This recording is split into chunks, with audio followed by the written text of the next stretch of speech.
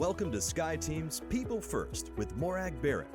Here, we'll be exploring the people side of successful businesses, careers, and lives. We all have a story to share, and there's something to be learned in every story. Join us to learn from authors, business leaders, thought leaders, and people just like you to uncover the latest ideas, resources, and tools to help you become more effective at work and life. As it turns out, the secret to success is cultivating winning relationships. Business is personal and relationships matter. Welcome to this week's episode of People First, and my guest this week is the fantastic Mark Crowley, who is a visionary leader and best-selling author renowned for his transformative approach to workplace management and optimizing employee performance. Mark brings more than 25 years of experience in the highly competitive financial services industry, and he has defied traditional leadership norms by consistently demonstrating that the key to unlocking human potential lies in emotional connection and genuine care. And we're here today to talk about his brand new book, The Power of Employee Wellbeing, which piqued my curiosity because so much of the first few chapters align with my research and work for both Cultivate the Power of Winning Relationships and You, Me, We, Why We All Need a Friend at Work and How to Show Up as One. In that book, You, Me, We reframe the Gallup question, do I have a friend at work, into one that is proactive. Am I a friend at work? So on that note, Mark, I'm curious, what role have relationships played or friends at work played in your success? It's a wonderful starting question, and now I understand why you're asking it. I think, Morag, that just as a little primary background, that it has a lot to do with how I was raised. My mom died when I was very young, and my father took over from there, and he was, let's just say, psychologically and emotionally abusing of me for the rest of my childhood, and then kicked me out of the house right after I graduated from high school. And so I think what I learned early on was that to be buoyant and to endure that and to triumph over that was to find relationships and find people who saw something in me. And so I had a neighbor next door who saw what was going on at my house and saw the abuse and welcomed me into her home. And we stayed close all these years. She was 95 when she died last year, and we remained very, very close, like mother and son all that time. And so she was the first one that showed me that I had value. And I think what I wanted to do when I got into the workplace was to give some of that back, to be able to invest in people. And what I found, interestingly enough, was that the more that I gave to other people, the more I got back in return. Like there was this reciprocity. And it was healing. So it felt good for me. So I have 18 years of abuse and then this.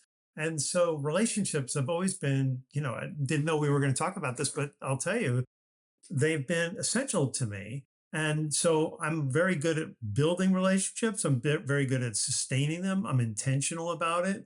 And I've just been rewarded over and over by people in my life who want to give and help me because of how much they feel I've given to them and how important those relationships are. I just watch even the body language and the energy, the way you lit up when you started to think about those meaningful relationships. And for me, that's what's always been a little disappointing, that when I think about high school and university, it is all focused on the logic of business, what we're going to do, the product, service, widget, systems, technology, and less time and care and attention is given to how business gets done, which is the relationships on my team, in my company, with my clients, with my vendors. And that's what makes or breaks success every single day. And so when I was reading your book, The Power of Employee Wellbeing, the subtitle is Move Beyond Engagement to Build Flourishing Teams. So what do you see as the mistake that leaders are making when they're thinking about engagement? Well, I'll start off by saying that I think the bigger problem is that we have not really gotten to a point in business where we understand what you just described. What you understand is that the more you support people, the more they're going to give, and the less you support people, the less they're going to give. We think we can have it both ways. We think we can squeeze people. We think we can pay them as little as possible. We think we can overwork them and not have boundaries. We're not being concerned about what's going on in their lives. We're not giving them growth opportunities, scaring them with AI, all that, and layoffs. We're doing all of this and we don't understand how much harm we're doing. So there's that. But it was interesting. So I wrote a book 15 years ago. It came out in July of 2011. You can see it in the red and then the blue. It's called Lead from the Heart. And so the title, Morag, sounds soft. Sounds like I'm a religious person or a spiritualist or somebody who doesn't understand business. And really what I was trying to show was that there's science that shows that the heart and the mind are connected and that we're not rational beings at all. It's all about feelings and emotions that drive our behavior. Something I really wish every leader understood, because we would be managing people very differently if we understood that how we make them feel is what's making them perform, not what we make them think. And so in the process of that, I realized a woman told me that I was going to fail with this title and that I was going to pay a big price for it, which she was right, because a lot of people in business 15 years ago heard the title and they just instinctively shut it down and said, guy doesn't know what the hell he's talking about. So I started writing for Fast Company at that time, thinking I'm going to drip on people. They're going to read something that I wrote and they're going to go, it's not quite as crazy as I thought he was. And then I figured over time they would come to realize that what I was saying was actually quite spot on. And so I reached out to Gallup. So this is 2013. And I ended up talking to the head of research at Gallup, Jim Harder. He's the one who created their well-being study. He's also the one 31 years ago who created their engagement study. And I just said, hey, do you have any new research that shows that people are like miserable, unhappy because of how we're managing and leading them?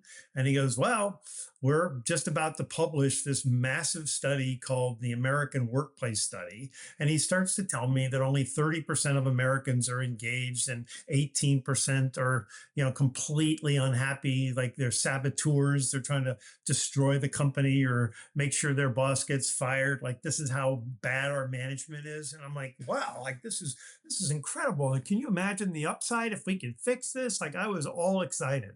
So he gave me permission to write an article, to put that data into my article. So I was the first person in the world to say, engagement is a huge crisis in this country. Well, I've been following it, but sort of loosely. And I got this article, I saw this like update from Gallup about a year ago, and I'm looking at it and I'm like, wait a minute. The numbers are the same as they were in 2013. We've done nothing to improve it. And it was just instantly, I just was like, this is stupid. Why are we doing this? Why are we telling people that we're going to survey you and we're going to get to the heart of how you feel and we're going to make improvements and never do anything that would make engagement any better? CEOs never took it seriously. No manager was ever held accountable. HR had no accountability. Everybody thought it was somebody else's issue. And so I just have gotten to the point where I realize, we should stop talking about it because, as a boss used to say to me, don't try to teach a pig to sing. It's a waste of time and it annoys the pig. And that's kind of, the point is that we're making this worse by telling people we're going to survey you and then do nothing with it. But around the same time, I found new research that's emerging and just getting stronger from Oxford University and, interestingly, Gallup, that shows there's a direct correlation between employee well-being and performance, like week to week. Like, it's astonishing. So when people say I feel good, my well-being is high, the key metrics, performance metrics all went up. And when they said I didn't have a good week, they went down. So I actually went to Oxford last December and met with the economist who's put all this data together. And really, the simple thing is that when we do engagement surveys, we're asking them no less than the 12 questions that you're familiar with, like the Gallup 12.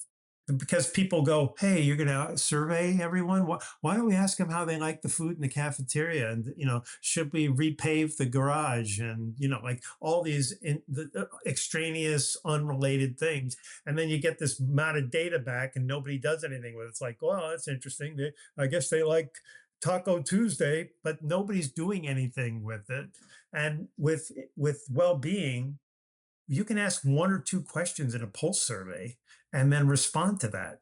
So if I send you, you're my employee, and the company sends you a message and says, hey, Marek, on a scale of 1 to 5, how would you grade your manager, Mark, on his interest in who you are as a person and helping you grow in your career? 1, 2, 3, 4, 5. So instantly, like technology can give all that data, not just to you as my manager. So, you're seeing the results, but I hope I got that right. The point is the person who's doing the survey gets the results very, very quickly, but you can give it to that person's manager and to that person's manager. So now senior management is seeing it. So if I'm your manager and I'm getting results, but you and your teammates hate working for me, it becomes very obvious very quickly. Very quickly. And what I love about that is, and I think that's the Achilles heel of many engagement surveys, is you do the survey, it takes 6 months to get the report, it takes another 3 months to cascade the results, by which time everybody's going, well, that was last spring and this is what was happening. The cherry blossom was out and most of our employees are allergic to cherry blossom. And so it gets discounted.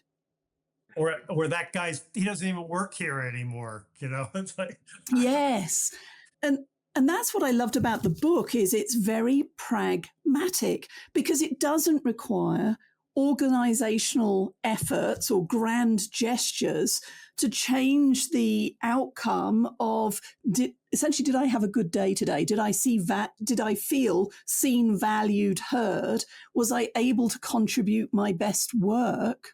It's a yes, no. And if the answer's no, this is where I think your work and mine aligns, is it's not just what can my boss or my colleagues do differently to help make me thrive and flourish, but also what can I own? What am I going to do tomorrow to change the outcome? And that's the power of well-being. Well, I mean, I love the way you frame that because, yeah, it's like you don't have to wait for some corporate edict. Like the CEO is going to go, we're now going to be managing well-being, like that. That to wait for that to happen is ridiculous, and it's also lazy.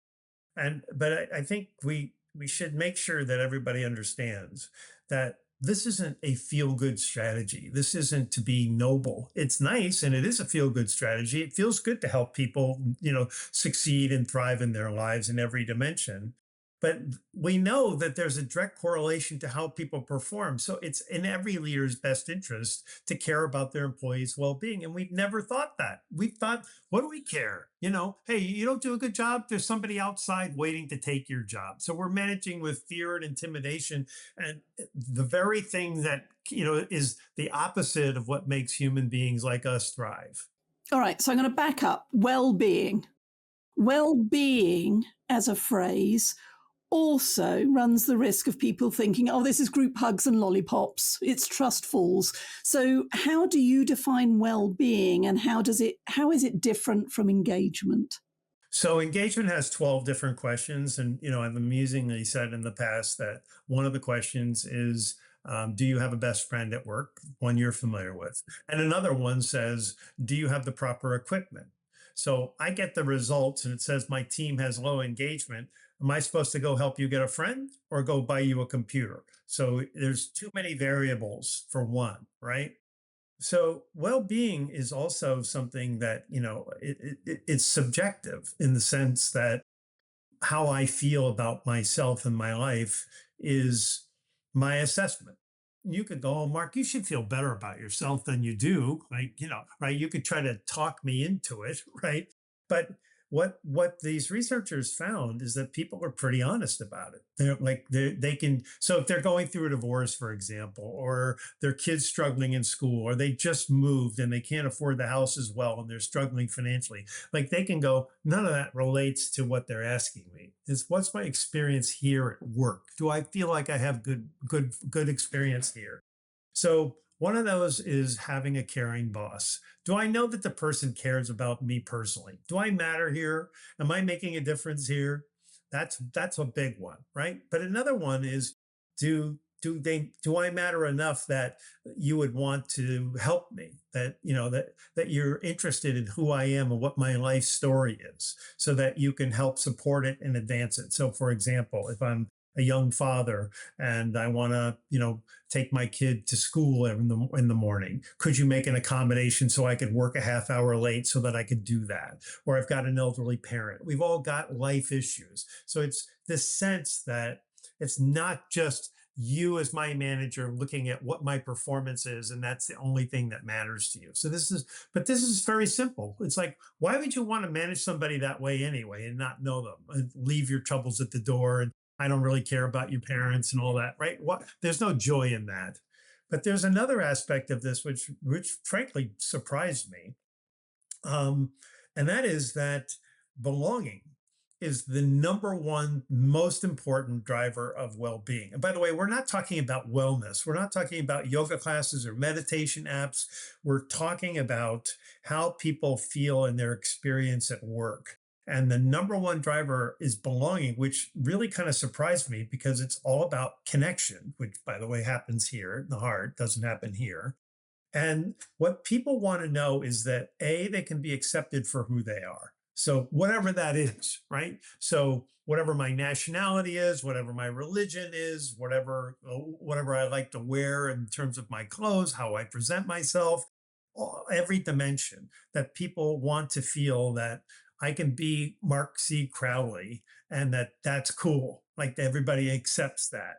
And by the way, you can be Mark Barrett, right? You can be you, I can be me, and that's part of the deal. But there's another component of it is that, and this I think is really fascinating.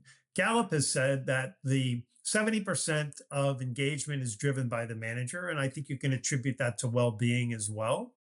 But what's really interesting is that the idea that people don't quit companies, they quit managers, it's actually not the number one reason that people quit. The number one people quit is they don't feel they belong on the team. Like the people that they work with, there's not a connection. They don't feel like they have each other's back and they can, be a jerk one day and, let their hair down and, and be accepted. And so what I'm saying in the book is that if you understand that, then you should be going out of your way to helping people build relationships. And by the way, post-COVID, this never been more important because people are having fewer relationships and bowling by themselves and all those kinds of things. But not only should we be creating social settings for people so that they can develop these relationships, but that we should be insisting that if you're going to be a part of my team, that this is the value we have. We look out for each other. This is why I'm so excited, because this is at the heart and the crux of all of my work and research is how do you create those cultures of connection? And I was working with 80 people managers last week in a healthcare system, and I did a very scientific poll. It was, how many of you in the last 7 days have been surprised or blindsided by the words or actions of a colleague? And you see most hands go up. And then you say, okay, so how many of you got up one day last week and said, I want to, mess with Mark, surprise or blindside him? And of course, crickets. And that goes back to that research. And I saw something similar from Deloitte, that 75% of employees report that interacting with their boss is the most stressful part of the day. And yet most bosses, with the exception of maybe the brilliant jerk or just the jerk, are trying to do their best. So there's a disconnect. So what's one first step that someone can take to nurture that sense of connection and belonging? Well, I'd start off with the bigger problem, which is that if the manager, him or herself, is creating the most stress for people, you might want to find out what is it that I'm doing, right? So for example, in other words, if I'm just going to speak in the vernacular here. If I'm pissing people off that much as their leader, I want to start there. Like if I'm creating the biggest part of the well-being problem, I want to find out why. And again, I think it starts with just not understanding or knowing that well-being matters. It's like, Morag, where are you on this project? When will you get that project? Because I've got another one. Did you make sure that you talked to the other three people that I asked you to talk to? And when are those conversations going to be had? If I'm just like drilling, and I'm not like, hey, before we get started, how are you doing? What's going on with you? How are you doing? Like if I just like start going like this on you, and this is my routine with you, there's never going to be any well-being. All people are going to be doing is typing up their resume because the manager is the problem. So how do you figure that out? I mean, a lot of people think that they're really good at everything. And so that's a big problem. If you just operate from a point of view that I'm probably a pretty good manager and I think my people love me, I would want to go confirm that, even if you think it's true, just because I think there's a lot of people that don't feel that. And so I think there's a gap between what we think we should be doing for people and what people actually want. So we should be finding out what it is. How can I support you in a way that would help you feel better about me and about your well-being? And you have to drill it, because they're going to go, oh no, Morag, you're incredible. You're the greatest manager ever. And I don't have any issues. But you're not going to get, and if you just accept that, you're just going to go, okay, but you're not really solving the problem. By the way, your little poll that you did, the reason that people don't go, you said, well, how many of you wanted to go throttle that other person, basically? The reason they don't want to tell you they do, but they want to because they're so upset and angry about it. So once you've gone to your employees and say, tell me a couple things that I do really well as a leader, and then tell me one thing that could help me improve. Because if you get the two, they're much more willing to give you the one, right? And if you aggregate them and you start to see a theme to this, and if you can work on and improve that and tell people what you're improving on, you can make a quantum leap in how people perceive you as their leader if you're sincere about doing this. But I also think that there's this idea that it's telling people that our culture isn't going to be where we're criticizing each other and we're demeaning one another, and well, I don't think the way he's doing that over there is that's right, that's not right, we shouldn't be doing it that way, we should be doing it my way. It's like, have those conversations with the person, not everybody else, right? And this is sort of the problem that we get into, is that we cater to these individual conversations instead of saying, go work it out with the other person. That's your teammate. You're going to need that person. You're going to want that person to be on your side. This goes back to your very first question. If you're encouraging people to build relationships with one another, and you're saying to them, the culture of our team is that we look out for each other, we don't snipe at each other and criticize each other. And if you want to have a conversation about, you want to go west, she wants to go east, bring that to me and we can talk about it, but we're not going to destroy the relationship in the process. It's just a different philosophy, but it all boils down to belonging. And if belonging is the greatest thing, so if you could do two things in the world, one is identify where you are limited as a leader and what you're doing that may be creating an outcome you don't want. And then number two, fostering this cohesive team. I mean, you're off to the races if you can pull those two things off. And I think it's just consistency. And I think in our hybrid world, this camera has only exacerbated the gap. Because I know I've done this, and it's too easy to do the fake perky on the Zoom call and go, oh yeah, Mark, everything's lovely. And then you hang up afterwards and you just go, oh my goodness. And so unless we as leaders and teams create that space for, no, how are you really doing? What's working? What's not? What's one thing I can do to make this more effective? Then we're never going to get to that granular truth that makes us essentially better together. Completely agree. 100%. See, you and I, simpatico. In putting together your book, which, as I said, I loved, and there are other phrases like we instead of me, again, words we use. And the chapter 13 was the one that made me stop, because the title for chapter 13, spoiler alert, everybody, is Care About, Even Love Your People. So you talked about how the title for your earlier book caused people to hesitate. And yet here you are telling us to even love our people. So tell us more about that. So there's two things that go to this. One is one we were talking about earlier, which is that we're not rational people. Descartes said, I think, therefore I am. We've always believed it. So we've always hired the brainiest people for leadership positions. And we've never thought about, do they have emotional intelligence? Do they have empathy and compassion? Do they care about people? Do they want to see the best and the well-being of other people? And so I, by the way, am an advocate for changing the model of who we hire. You need to be smart, you need to be competent, but you have to care about people. If you don't care about people, I'm explicit in the book. Get out of leadership, go do something else, go be an individual contributor. Stop managing people because it's not who you're meant to be. If you don't love people, you can't. But there's an interesting thing that happens. So in the course of my journey, I obviously have learned through my own direct experience, but have found a preponderance of research to confirm it, that we're not rational, that we are up to 95% of our business, or of all of our choices and decisions are made by feelings and emotions. And people tell me all the time, Mark, I know that's true for most people, but I'm like, you should see my Excel spreadsheets. I'm like the most rational guy. And they don't understand that it's all going under the hood. It's not happening. They're not conscious of it, but this is the way we do it. And then we rationalize our beliefs. So I was having a conversation with Barbara Fredrickson, who's one of the top positive psychology experts in the world, professor at University of North Carolina. And so she gave me the confirmation. She goes, look, I'm one of the people doing the research to prove that. So it made me just feel like, if that were the end of the conversation, I could have just said, you're incredible. This is wonderful. Thank you. But instead, I got greedy.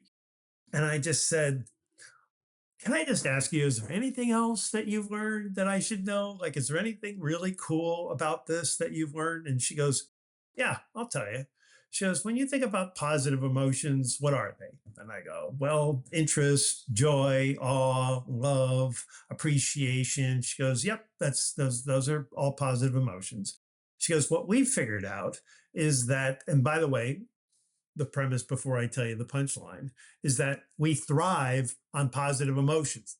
This is the gift that she gave me. She goes, we are hardwired to thrive on them. We need them in a massive distribution, like 4-to-1, 5-to-1 ratio of positive to negative emotions. So if that's the case, we should be making sure that people have positive feelings at work, because that's what we need to be optimal.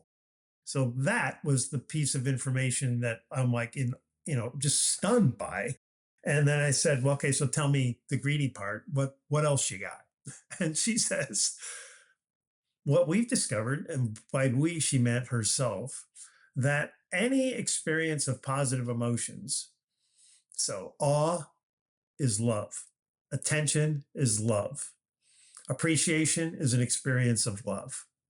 I mean, no pun intended, but I got emotional when I heard this, because it just so confirming of everything that I've been working on my entire life, and everything that I saw in terms of why people worked for me and scaled mountains for me, is because they were experiencing love in so much that they were just so appreciative that they wanted to give it back. And so people routinely, didn't matter what their age was or what their education was, man or woman, it didn't matter. Every job I ever had of managing teams, and small teams to very, very nationwide teams, people responded to me the same way. So what she was saying is, you were loving your people, and that's why they were responding.